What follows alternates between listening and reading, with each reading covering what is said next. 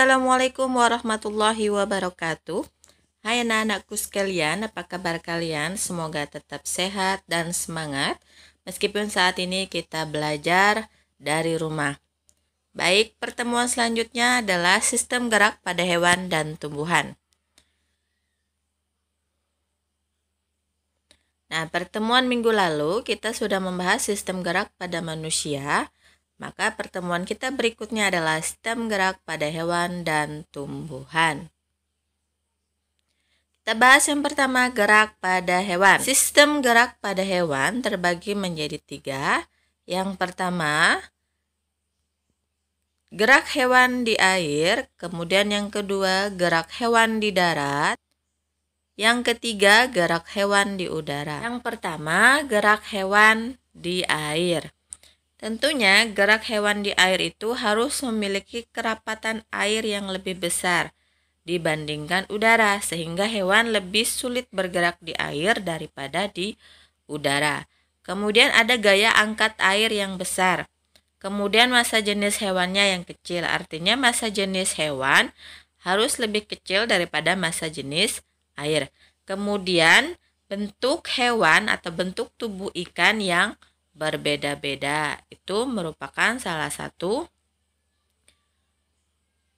karakteristik dari gerak hewan di air. Kemudian ada gerak hewan di darat.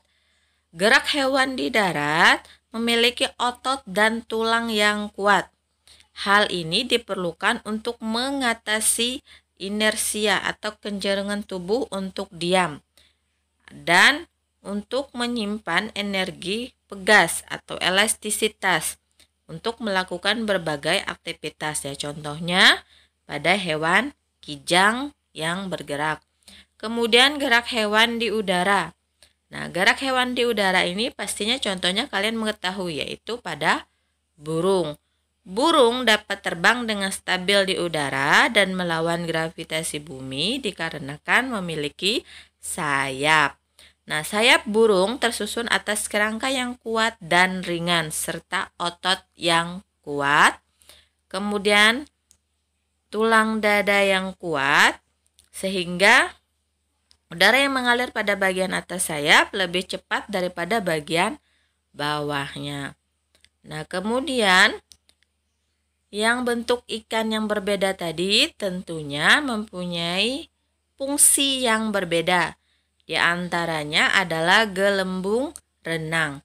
Nah, gelembung renang ini yaitu untuk mengatur gerakan naik turunnya ikan. Kemudian ada yang disebut dengan otot dan tulang belakang. Nah, otot dan tulang belakang ini berfungsi untuk mendorong ekor ikan.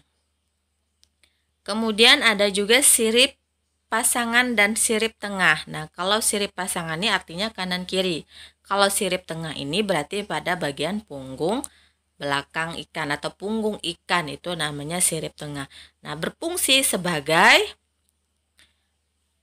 terumbu karang yang bergerak cepat. Kemudian ada gerak tubuh dan sirip ekor. Nah, gerak tubuh dan sirip ekor ini yaitu berfungsi untuk menghasilkan gaya dorong ke depan. Selanjutnya, sistem gerak pada tumbuhan. Sistem gerak pada tumbuhan ini terbagi menjadi 3. Yang pertama, gerak higrokopis.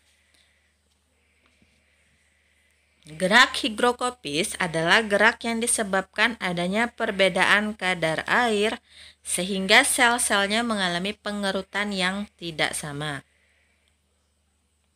Kemudian ada gerak esionom, yaitu gerak tumbuhan yang disebabkan rangsangan dari luar. Kemudian ada gerak endonom atau yang disebut dengan gerak autonom. Gerak endonom adalah gerak yang tidak dipengaruhi faktor luar. Kemudian gerak esionom itu terbagi menjadi 3. Yang pertama ada gerak nasti. Gerak nasti yaitu bagian tumbuhan karena adanya rangsang, tetapi arah geraknya tidak dipengaruhi oleh arah datangnya rangsang. Kemudian ada tropisme, yaitu gerakan bagian tubuh tumbuhan karena rangsangan dari luar yang arah geraknya dipengaruhi oleh datangnya rangsangan.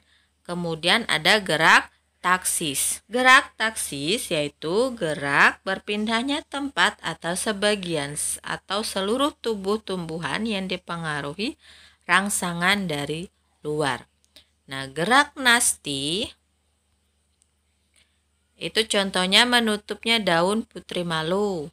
Kemudian menutupnya daun penus yang disebut dengan seismonasti. Menutupnya daun majemuk karena malam, nah niktinasti. Kemudian bekarnya bunga pukul 4 disebut dengan fotonasti. Dan lain-lain. Kemudian pada tropisme contohnya gerak batang ke arah cahaya disebut dengan fototropisme. Kemudian gerak akar ke dalam pusat bumi disebut dengan geotropisme. Dan lain-lain. Kemudian ada gerak taksis. Contohnya gerak kloroplas ke arah cahaya dan gerak sperma menuju sel telur. Nah, ini contoh dari beberapa gerak esionom. Tropisme. Nah, tadi sudah dibaguskan. Gerak tumbuhan sebagai akibat pengaruh rangsangan dari luar. Arah geraknya dipengaruhi oleh datangnya arah rangsang. Nah, ada geotropisme. Akarnya menuju ke arah pusat gravitasi bumi. Kemudian ada kacang yang sudah tua akan pecah sendiri. Itu merupakan salah satu contoh dari geotropisme. Kemudian ada gerak higrokospis. Gerak higrokospis yaitu gerak tumbuhan akibat perubahan kadar air. Contohnya pecahnya kulit polongan, kemudian kembang merah, kacang buncis, membukanya kotak spora. Nah, ini tadi contohnya biji polong-polongan. Kemudian ada gerak esionom, yaitu gerak yang dipengaruhi oleh rangsangan dari luar, yaitu cahaya, sentuhan, suhu, air, gravitasi bumi, dan zat kimia, dan seterusnya. Nah, contoh. Kemudian ada gerak endonom atau autonom atau spontan, yaitu gerak yang dipengaruhi dari dalam diri sendiri.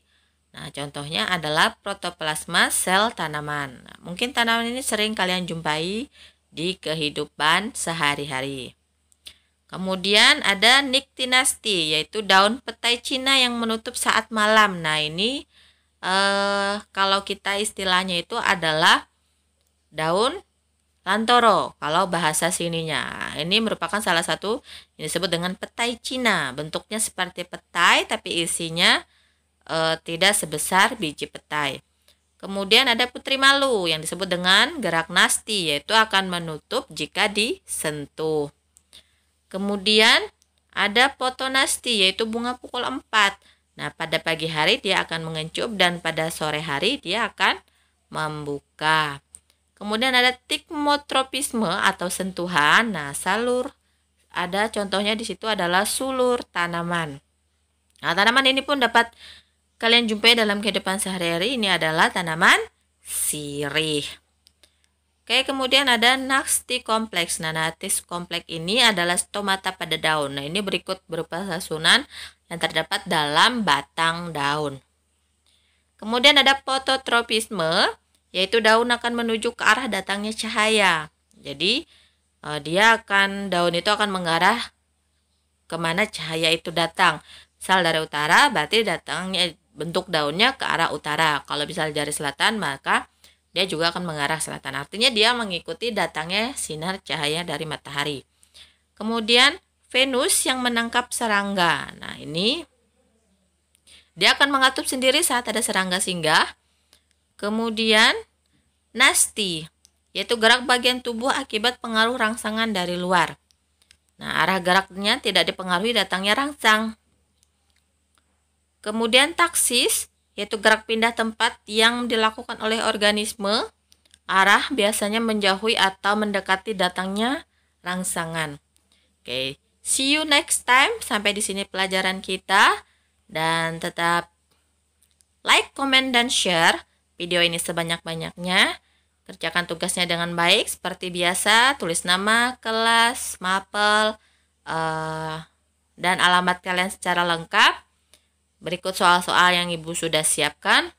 Jangan lupa tetap semangat dan tetap sehat, jaga kesehatan kalian. Soal-soal ini juga dapat kalian kerjakan di Google Class. Kerjakan dengan benar. Sebelum mengerjakan soal ini, berdoalah. Kemudian untuk supaya jawaban kalian benar di Google Class, usahakan menjawab dulu di sini atau di kertasan, kemudian baru jawab di Google Class. Karena kebanyakan siswa Ibu biasanya mengerjakan di lembaran banyak dapat nilai tinggi, tetapi saat mengerjakan di Google Class nilainya semuanya pada lemah, artinya dapat nilai oke. Nilai oke pasti tahu maksud Ibu apa. Sampai di sini pertemuan kita pada video pembelajaran yang kelima. Ingat, jangan sampai kendor untuk menjawab soal-soalnya, tetap harus dapat nilai tinggi, jangan sampai nanti rapotnya angka merah. Wabillahi taufiq wal hidayah. Wassalamualaikum warahmatullahi wabarakatuh.